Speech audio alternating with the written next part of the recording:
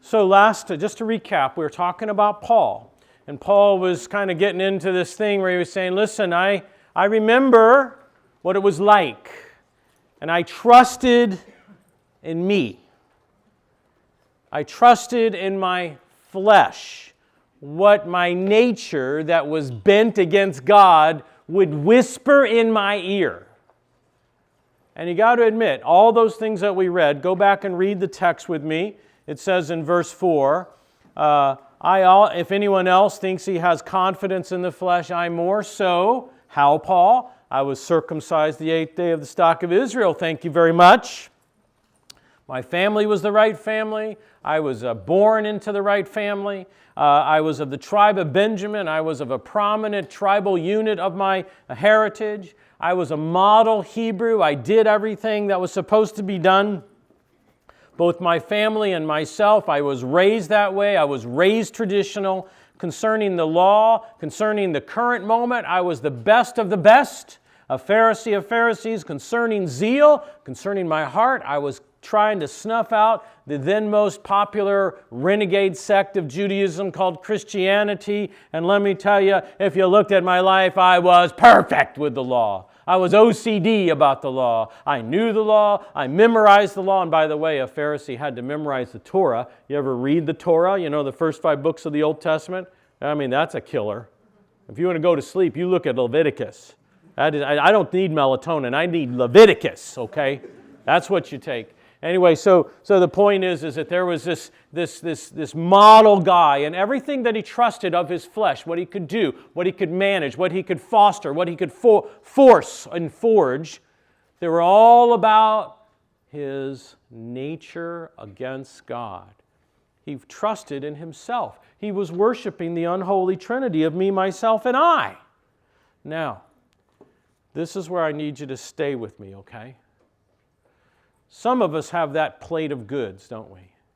We got this platter, and it's filled with all of our accomplishments. It's filled with our great achievements. It's filled with things that we think we will become. It's filled with things that we think we've accomplished.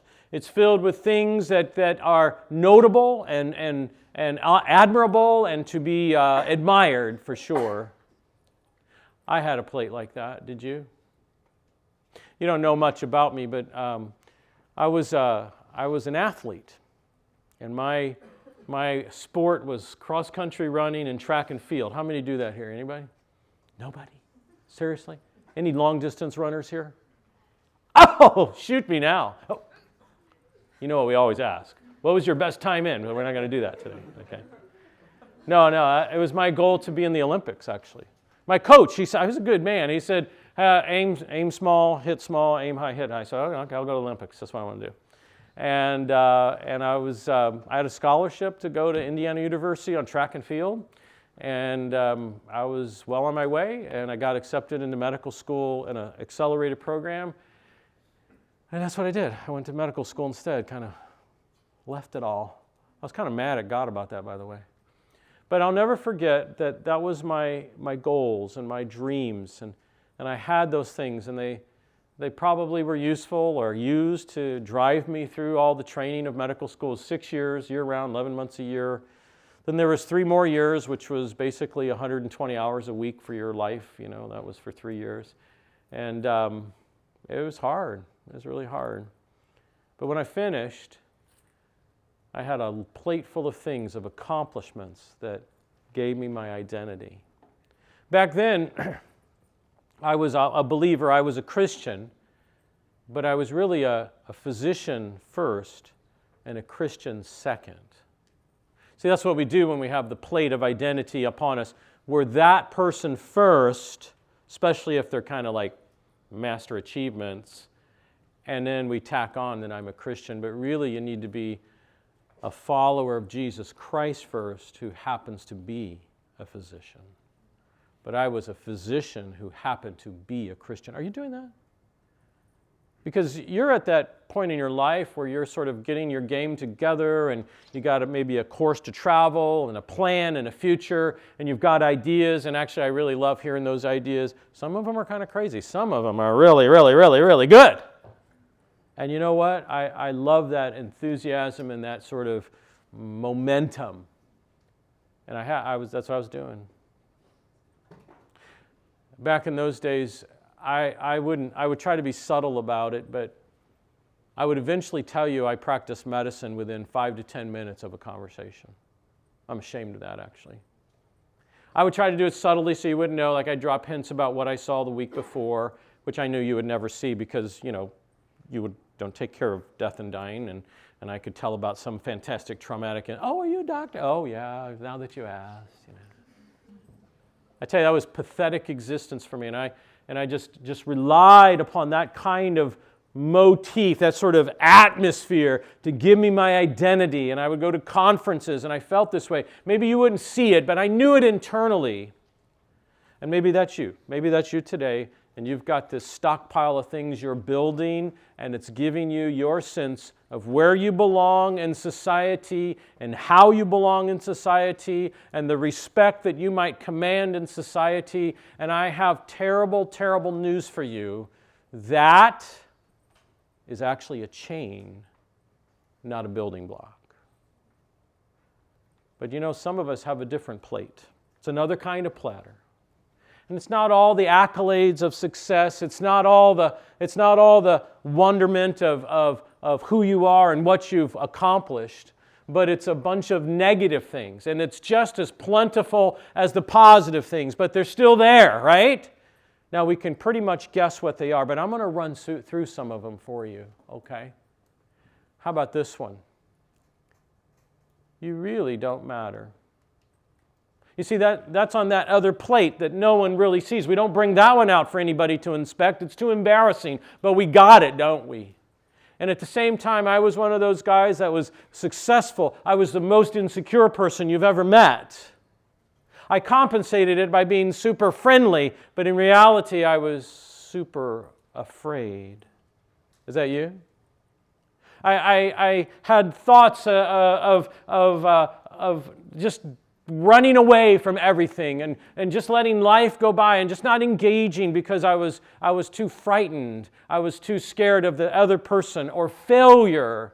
And thoughts would come in my mind, and this plate of negativism and things that would still from the flesh, which would take me the other way, were things like this, that everyone hates you, or you'll fail like you've done everything else in life. Maybe you've heard that. Maybe those who are significant in your life have actually said that to you. You're just going to fail. You're just a loser. You know it, and I know it. And maybe somebody hasn't said that to you, but you feel like those thoughts are there. And you know where those thoughts come from? From your flesh. The very nature of Satan. He's there to kill, steal, and destroy. What better way than to convince you to do it yourself? Right? These are the kinds of things that we wrestle with. And then suddenly we have this maybe external show of tremendous achievement, but internally our identity is wrapped up in things like this. You're just going to fail. God made a mistake. You're really in the wrong body. That's one of those things. We are presuming upon God, and it's on that plate, that platter of things that are contrary to God, and it's all from where? The nature of sin. That's what sin does. Sin corrupts your thinking so you can't think straight. And if you let that happen to you and it becomes part of you, you're so confused you don't know what reality to believe. And maybe that's where you're at today. You don't know what reality to believe. My big one was this one right here. Look what has happened. You can't trust God. You see, in my athletic career, I was getting myself ready I wanted to break the 4-minute mile, right, in high school. There's only been a few that's done that. One was Jim Ryan. I knew him. I actually went to his running camp. So in my junior year, I was training, and I ran the fastest mile I've ever ran, and yet I did not qualify to go to the state championship. I was the third fastest in all of St. Louis, but they only took 2 out of my heat, and I was third. So that means out of the 100 contestants, I was third, but I couldn't go compete on the highest level because in my particular race, they only took 2. I was kind of mad about that. I wanted to compete with the horses, you know what I mean? So I went into my senior year and I trained vigorously, really hard. I was in the spring again in track and field, and I was just fooling around on the track and really clocked a very fast mile, and I wasn't even trying. I think, oh, this is going to be a great year. That's what I thought. I started to get a pain in my thigh. I understand we had a theory that if the more flexible you were, the less likely you would get injured, pull something. I could do the splits both ways, but I couldn't walk. I think I had a stress fracture in hindsight. Trained so much it caused a break in the bone that it's so small you don't see on an x-ray. And I had to quit running for 60 days. Over that time, my coach put me in the pool so I could keep up my aerobic activity. So I went to the qualifying meet for the state, and that year they changed it back to the top 3. I was 4th. Man, I was mad at God right there. And this little thing kept plaguing my mind. Why don't you trust God? I can't do that. Look what he did last time.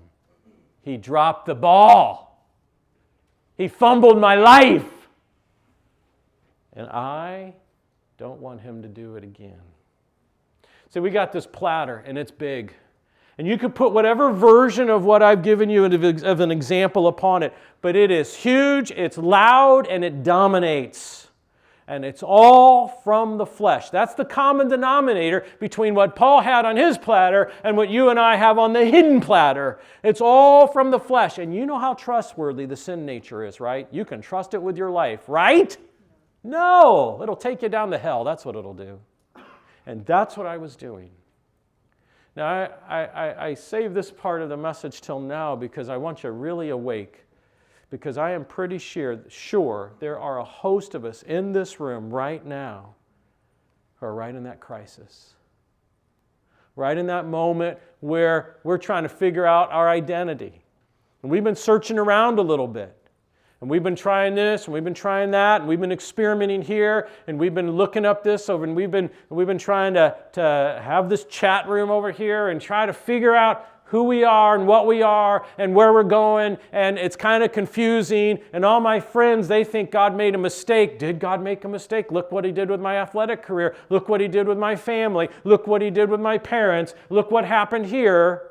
And God gets blamed for everything. And we begin to start to think that this must be my normal reality. This must be my existence, and I just better quit fighting it. I might as well give in to it and do whatever it is that I feel my reality is saying. And you know what you are? I'm sorry, but you're a sheep that is wandering and without a shepherd. You have lost your way.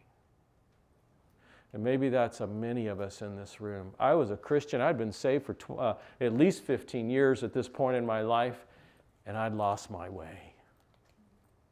And the only thing I knew to do about it was to get mad at God and hold him as a responsible individual for him messing up my entire life, and I stayed mad. Now, you wouldn't know it. I'd go to church. I actually got married. We had children. William wasn't born yet. Right? And our family was growing, and I was busy, and I was practicing. But you would never know that I got this platter in the other room that is really stinky. You would never know that. And you're probably like that too. I don't think I'm any different than anyone else. For some reason in society today, that's really becoming quite prevalent. You know, this is all we think. And so we make commercials that promote us to the top of the food chain. Don't you love the Burger King one? You rule! No, you don't, actually. You really don't rule anything, okay? I'm sorry, you're wrong. The marketing dude was out of his mind, okay? It doesn't happen like that, right? You and I both know what it's like, and I still work in the ER once in a while, and I'll still see young people come in, and their lives are all contorted and messed up, and they just can't figure it out, and they're wondering who they are, and do they have value, meaning, life, and they turn to me, and they've taken an overdose, or they've tried to cut themselves, and you see cutters that come in, and they're just trying to grasp at something that'll give them meaning, and maybe the thing that gives me meaning is my death. And I tell you, I think the Lord Jesus met a lot of people like that too. Did you ever hear those two guys? They're called the Gadarene demoniacs. I'd like that for a title. Hey, where do you live? Gadarene? I'm one of those demoniacs. Oh, okay. You're demon-possessed, and they tried to kill themselves and slept in graves. I tell you, I wouldn't hang out with that guy. He'd probably kill me in my sleep, right? This is the kind of thing we're facing. It's not new. It's actually been there all along. We're just kind of uncovering it with a new light, a different look, and it's sort of affecting us. And you know what it's affecting? It's affecting you Christians, you and I who know Jesus Christ as Savior. And I have to ask the question, is there not another way? Is this what God meant about Christianity? That really it doesn't do what we thought it would do, and we're just going to kind of have to meander, find our own way, forage for food, and eventually we'll just die an unhappy death? How pessimistic is that? And I'm here to tell you that that's not Paul's testimony at all. At all. He took all that flesh stuff that was dominating his thinking of his identity and who he is and how he did what he did because of who he was, and he put it in the garbage. It says that. I count all those things as rubbish. That's the garbage. Funny thing, Christian. That's what's happened to you. Now, you may not know it, but all your previous identity landmarks, your identity statements of who you are and what you think you are and how you should be, that was from the flesh.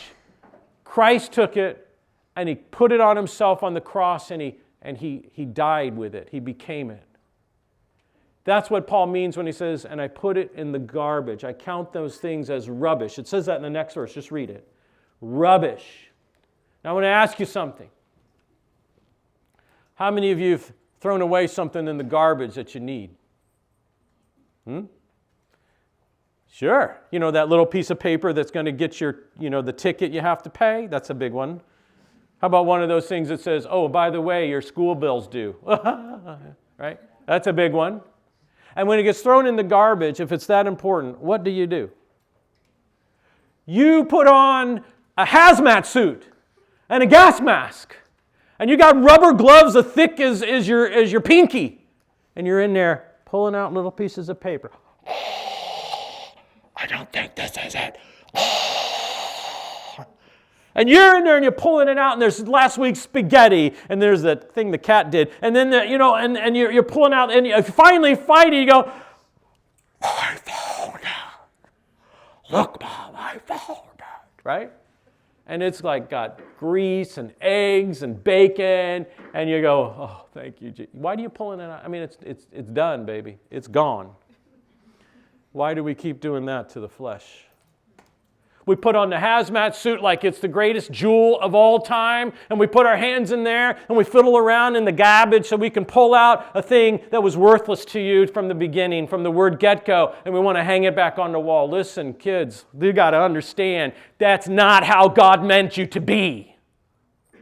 That is not it at all. And what's happening is I'm seeing thousands upon thousands of lives that swim in that cesspool, that whirlpool that's going to drown you. And it's high time that we stop this craziness and we say, what has God had to say about me?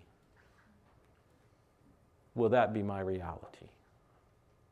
Does that make sense to you? I hope it resonates with you, because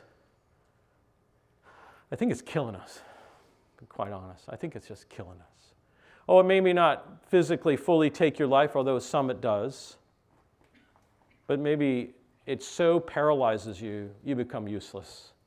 You become immobile. I don't think that's what we call revival. I think what revival is when God steps into a situation and things that were normally immobile, paralytic, debilitated, and disabled, God fixes. And He fixes by bringing His truth back into the equation that totally transforms your perspective. You never are again the same person. That's what this weekend is about. All right, now what we're going to do here is I'm going to switch courses of action, and I'm going to explain to you how we got here. Now, this is a long segment. It'll probably take us a long time, okay? So just put your seatbelts on. This is a long flight. Keep your tray tables up, okay? All right, here we go. Now, you have to ask the question, man, how did I get to this place where all these platters of flesh kind of control me? How did I get to this moment? Now, Luca went to Romans, and he was good to go to Romans, and I was praying he wouldn't steal my stuff, which he did not. So that's always good, Luca. Thank you. But I want to go back there because you're going to follow with me how our condition developed to get us where we were. And that's helpful because we'll know how then not to get there again.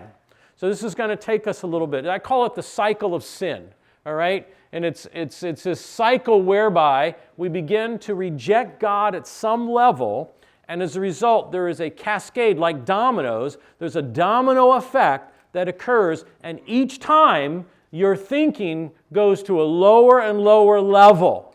Now, this is our best scripture to explain it, but I have several examples of it along the way. And I just want to point it out because it helps you sort of deal with the problem that I'm talking about that Paul was introducing to us in Philippians 3. All right, so if you're in Romans chapter 1 and verse 18. Luca read some of this yesterday, so I won't belabor too much of what he already said. For the wrath of God is revealed from heaven against all unrighteousness. Now you should understand something. God has both grace and mercy and justice and righteousness. He is altogether 100% of all those things at the same time.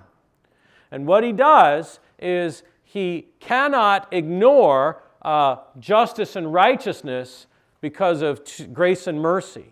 He has to have all of his being operating equally at the same time. So if you're grace and mercy, that is, you're really kind and tender-hearted, and yet you know you have to stand for the law because that's who you are, then what you do is you come up with a plan to satisfy both, and that's what God did. He had justice and righteousness. So if you violate his righteousness and justice, you have to pay the penalty, which is death. So what does grace and mercy do? Grace and mercy rushes in and says, well, I'll pay the death so that you don't have to pay that debt. And righteousness and justice would be satisfied. That's the cross. That's what the cross was all about. So the wrath of God coming from heaven upon all unrighteousness, that's normal God working. People say to me, they say, oh, God is too mean. Would he make hell for people? Well, actually, he didn't make hell for people. He actually made him for the angels who rebelled against him. And if the angelic hosts are able to convince you to follow him, Satan and Adam and Eve, then you get to go with them. How about them apples, huh? And so what happens is God was not targeting you. That's what people say. I'm more merciful and gracious than God. I wouldn't make hell for people. That's too mean. That's too cruel.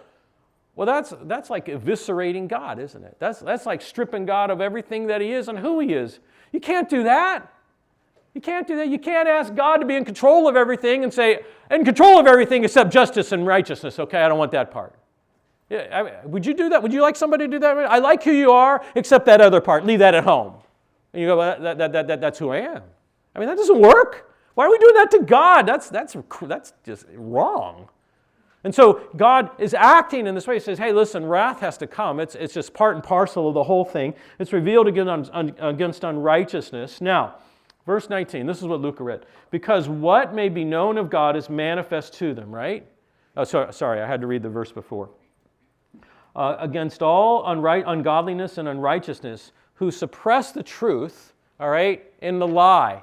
Suppress the truth in unrighteousness. So the first thing you should notice is there is a dumbing down of the things that God requires, of the things that God holds as right and wrong.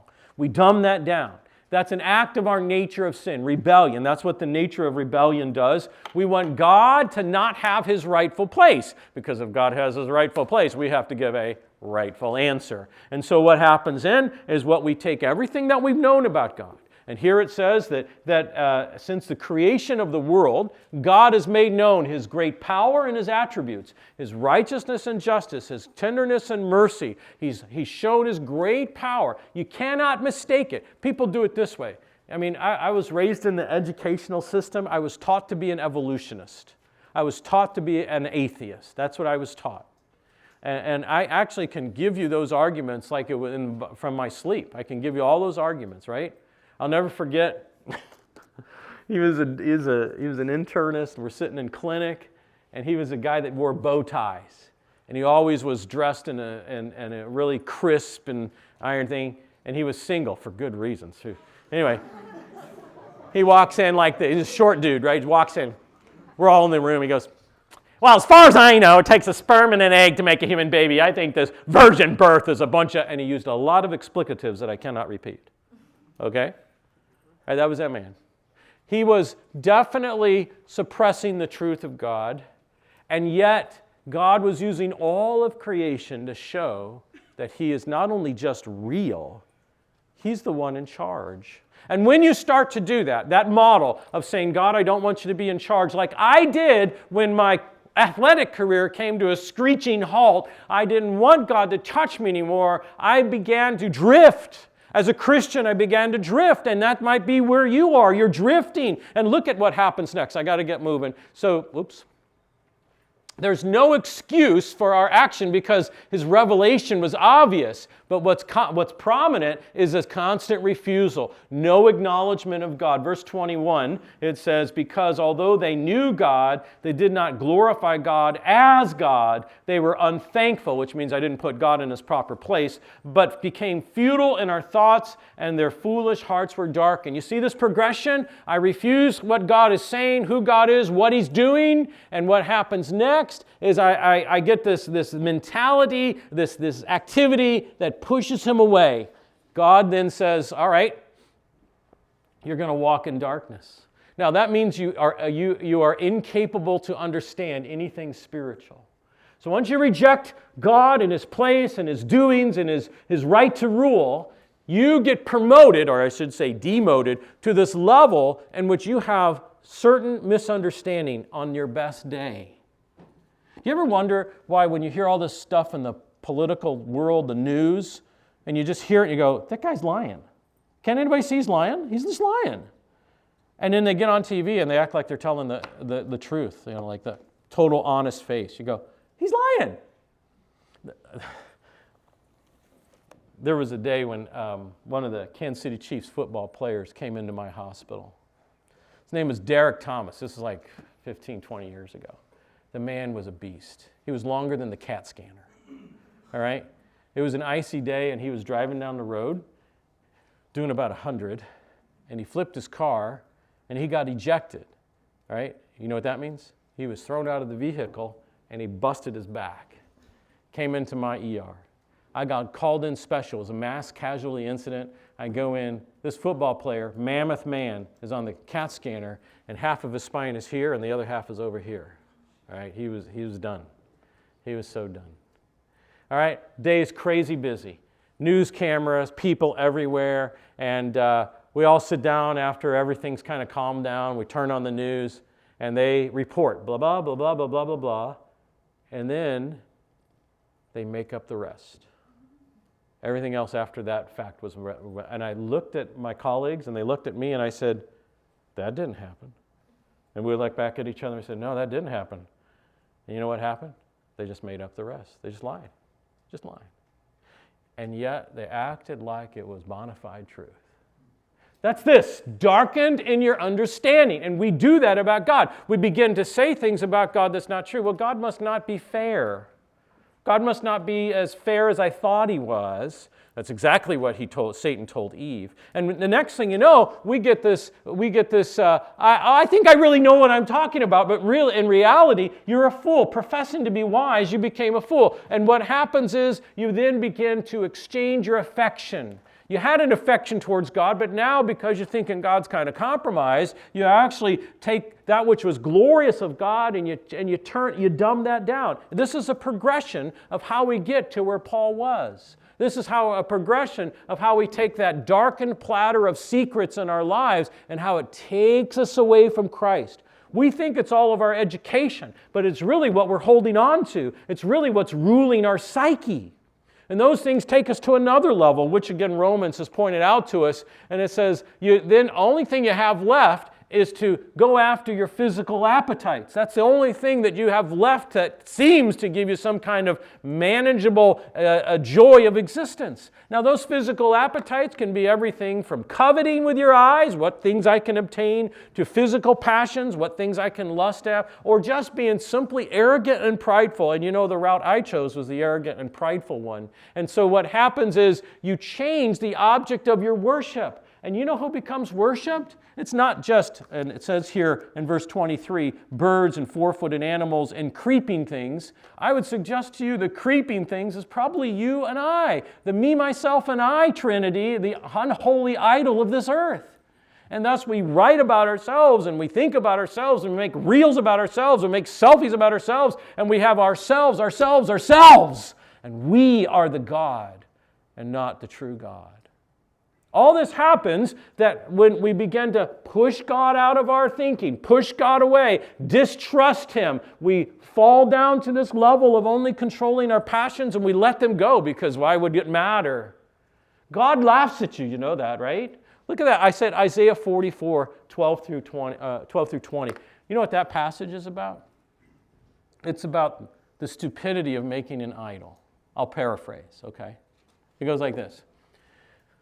The iron worker gets the piece of hot metal and he pulls it out and he puts it on the thing and he begins to worship it. The craftsman gets a log and he cuts it down and brings it into his little workshop and he begins to craft the idol out of a piece of wood. And he makes the idol, he gets it fired and he gets it all nice and he has it sitting there. But he gets hungry. And so he takes the wood chips and the sawdust and he puts it on the fire and cooks a meal. And this is what it says in Isaiah. How dumb is that? The very same thing that he uses to make something to worship is the very same substance he uses to make a meal. If that idol was worth anything, you wouldn't have it out of the same substance. It's like God's going, I'm insulted by this. You see that? And that's exactly what we become when we are the idol. It is lunacy. And yet this is what we do, and we begin to put ourselves in this picture-perfect sort of, it's all about meanness, and there's only one thing that happens about meanness. It goes to another level of destruction. And so we have this pattern which has plateaus, and we plateaued on each one. And now as we make ourselves the item of worship in verse 25, it says this, who exchanged the truth of God for a lie. See, we begin fooled. We begin to believe lies. We begin to amass those lies on those platters of our soul so that we pull them out when we need to make a decision, when we need to think through life. And we worship and serve the creature rather than the Creator who is blessed forever. And then guess what? God lets you go to another level. He doesn't stop you. And you actually go towards vile passions. And that's where he talks about same-gender interest and pursuit. See, same-gender pursuit and interest, it's touted today as being something that is just a natural outflow of maybe who you were, and you didn't know that you had those inklings in you. I've got wonderful, terrible news for you. You have always had those inklings because they're of the sin nature. They only get revealed because you've pushed God out and you've been fooled to think that this is the natural way that I am and I can't suppress who I am, can I? And God is saying, listen, you got there because you pushed me away. That's what happened. Some, no doubt, have had their interest piqued because they had or inappropriate exposure to sexual things at too young of an age. Some got exposed to it and created interest and pursuit because they were just curious about something, and some just because it's an extension of the thing of lust. Doesn't matter exactly the path you took. The point is God's pushed away. And you can see how that makes crazy thinking. Crazy decision-making. And you begin to start to justify sinful behavior. And you say, well, what's wrong with? And maybe you said that. What's wrong with? Well, I don't understand. Why can't we? Why is God so restrictive? Why is God so stingy? Why is God so unloving? And now all of a sudden, you change God to be accommodating what you think is right and wrong, and you make God subject himself to your definitions of right and wrong. You know what you call that? That's called spiritual insanity. You can't think straight, you can't do straight, you are undone. That's what happens with sin. And how we can go and be like Paul, who's got a prefab thing that sort of gives him his identity, or a negative prefabbed platter that gives you your identity. That's how you get there. God is pushed, pushed, pushed. And it ends with a laundry list of all of our unrighteousness: backbiters, haters of God, proud boasters, inventors of evil things, disobedient to parents. We hate authority, envious, murderous, producing strife, deceitful. We lie to each other. I tell you, that's one thing that's so prevalent today, is just how much we can lie and get away with it. Don't you love it? That's my version, and I'm sticking with it. Really? If we had a different set of circumstances, would you change your version? Because that would be lying, right? No, we don't start to care about that. We say it this way: well, that's their version of reality. Everybody has a version of reality that becomes their normal, and we have to respect that. No, actually what that is somebody who's so intoxicated with themselves they can't think straight and call right and wrong, because we've denuded the standard of what is right and wrong by a higher power called God. This is how our culture is going today. This is what you're swimming in, and this is what's been affecting us. And this is how we get to where we are. Are you there? I've had many people come to me and say, I'm struggling with. How'd you get there? At some level, at some place, you're pushing God away. That's how it begins. All right, let me see if I can show you a couple other examples of this, okay? This is Nadab and Abihu. This is Leviticus 10. Now, you don't need to turn there because time is really, we're almost out of time. Okay, I'm going to go over this real quick. So, Craig, don't panic. Yes, you're panicking, Craig. You're making me nervous, Craig. I'm not even looking at him. Okay, Leviticus. Leviticus 10. Let me tell you about Nadab and Abihu, all right? They're the two first-generation offspring of Aaron, and they were in charge of taking care of the tabernacle, and I mean everything. They were in charge of making sacrifices right. They were in charge of re-guiding the people. They served as the community physician, for example, with leprosy and declaring it clean. They did everything, all right? Nadab and Abihu, they were the next generation. They were right with Dad, and they got trained along with everything. If you read all of the sacrifices, just that alone of the Old Testament, you need a PhD for that stuff. It's like 10 pages long, and I mean it's detailed. Nadab and Abihu.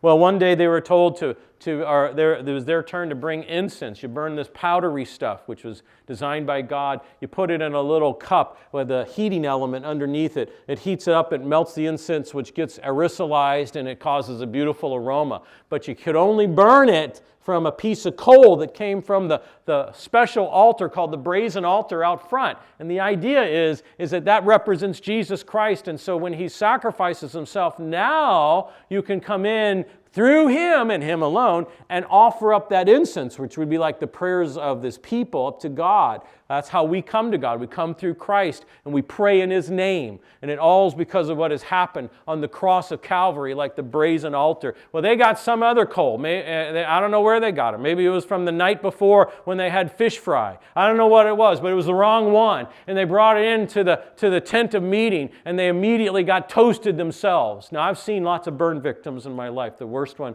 was burned from head to his toe. Black. His skin was so black and charred that I had to cut it just to be able to put a tube in him, right? It was awful. I still smell burnt flesh whenever I think of that day.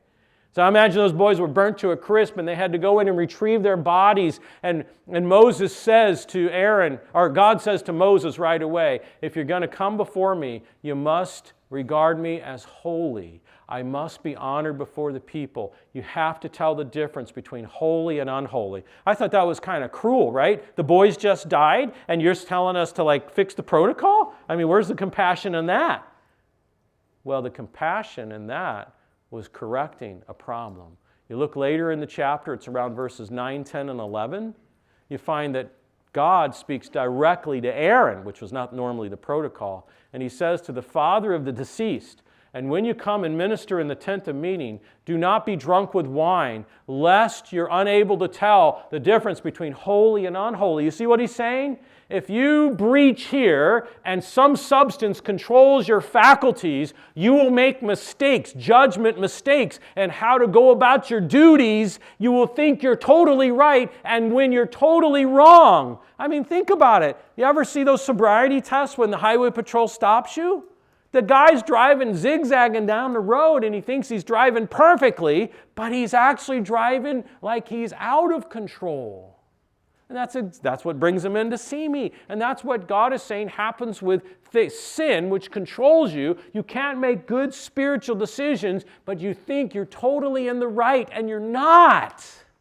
Listen, beloved, this idea that you push God aside, and you say, I don't really, you can have a little bit of my life, but I don't want the whole thing with you. You kind of make me nervous. That will eventually lead in a cascade domino effect to the point where you actually don't want God at all. And that sort of thinking dominates you, and you can't make good decisions. You make more poor decisions spiritually. You marry the person who doesn't love God. You go into careers that you should never go into. You get into sins which you should never do because you're so deceived. That's exactly how we get to have those two platters that then control us like it's controlling a master and a slave relationship. Now, this sounds pretty nasty, right? It does. I outlined it here, and I will send these slides out to Craig so he can give it all to you. But the consequence was death, and there was no ability to tell the difference between what was right and wrong. Now, before I leave this, you should understand that a sidebar on alcohol, okay? I don't personally think that wine is wrong. It says wine in the New Testament. Do not use a little wine for your stomach's sake. There's a medicinal element to it. Even today, if you take an overdose of antifreeze, not that you should do that, my treatment for you is IV alcohol. Go figure, huh? Don't you dare go drink some alcohol. Antifreeze so you can get your alcohol fixed. You probably go blind, literally blind in the process, if you survive. So I don't really see alcohol in that way. But what he is telling you is you should never be controlled by a substance that causes your spiritual judgment to be off. Some of us are controlled not by alcohol, but by our pride, our coveting, our lusting. And we get into this place where we reduce these platters of untruth on it that then control us. It becomes our identity, our reality. This is how we get there. All right, we're going to stop here. I'm going to pray. Should I thank the Lord for the food, Craig? Sure, and we'll do the breakup and the guys and girls. Oh, wait. Oh, it's not lunchtime. We're doing small groups, right? Yeah. My bad. All right. I'll pray. We'll break up, and then we'll continue this tonight. We got more to discuss, okay? Dear Father, we thank you for our time together. We need to stop and ask you to let your Spirit continue to teach us throughout this day, to help us have the right perspective of the things that involve you. You've made us emotional, you've made us physical, you've made us spiritual, and I think you pretty much know us through and through. So help us to understand what you know. In Jesus' name, amen.